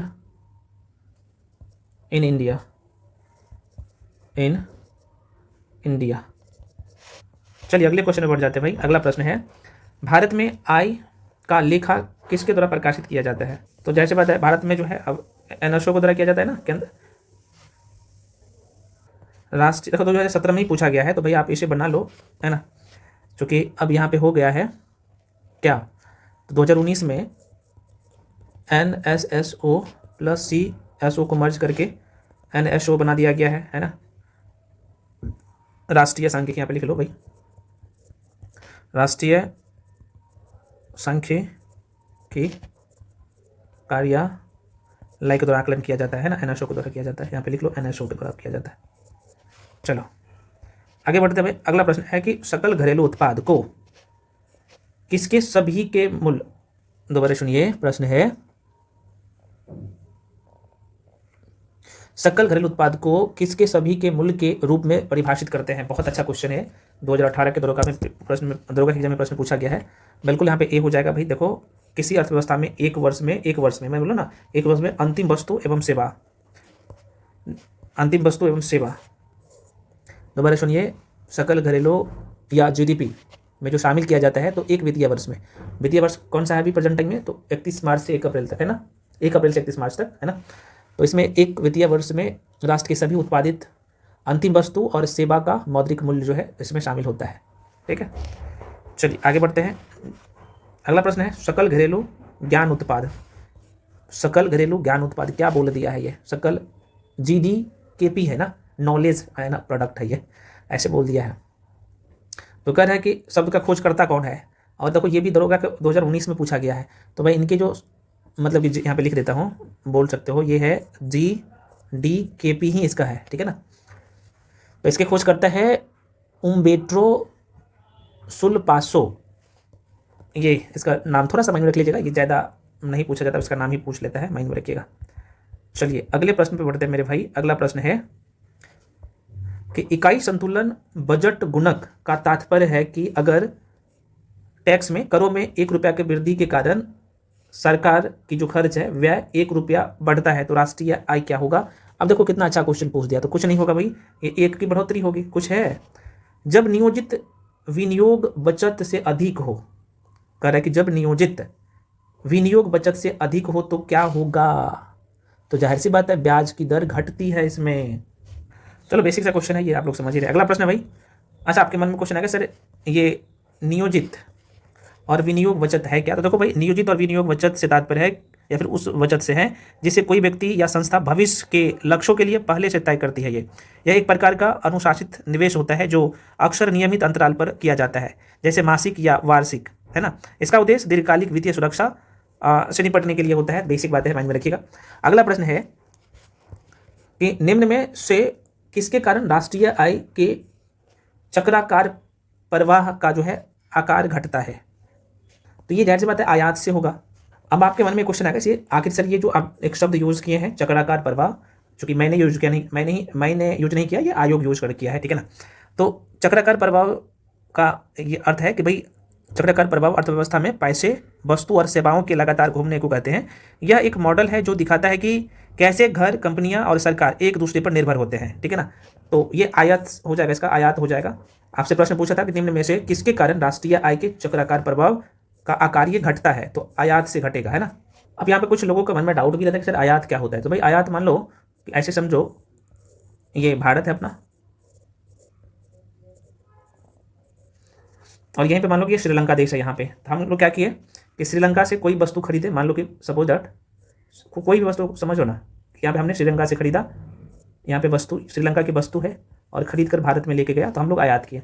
निर्यात का मतलब क्या हुआ भाई, मान लो कि हम अपना वस्तु यहाँ पे बनाए, कोई वस्तु बनाए और श्रीलंका में जाके बेचे, तो वो निर्यात हुआ। तो ये अंतर्राष्ट्रीय व्यापार होता है, आपको पता होना चाहिए, बेसिक बातें हैं। चलिए अब जो है ना हम लोग क्या करेंगे, अगले वीडियो में जो बचा हुआ क्वेश्चन है उसको पूरा कर लेंगे। तो अगला जो चैप्टर शुरू होने वाला है यहाँ से, आर्थिक नियोजन, पंचवर्षीय योजना और नीति आयोग बहुत पूछता है, इसके सारे क्वेश्चंस को हम लोग करने वाले हैं, और जो बचा हुआ टॉपिक है उसको पूरा कर लेंगे अगले वीडियो में, ठीक है ना। तो वीडियो को शुरू से लेकर अंत तक जरूर देखिएगा। सभी लोग चैनल पे नया आए हैं तो सब्सक्राइब कर लीजिएगा। वीडियो को यार जितने भी लोग देखते हैं सभी लोग लाइक कर दीजिए, क्योंकि बहुत इंपॉर्टेंट क्वेश्चन है। और क्वेश्चन एग्जाम में मैं बोल रहा हूँ ना कि शुरू से लेकर अंत तक देख लीजिएगा ना, तो क्वेश्चन यहीं से आएगा, नहीं छूटेगा क्वेश्चन आपके पेपर में। तो फ्रेंड्स मिलते हैं अगले वीडियो में, तब तक के लिए जय हिंद।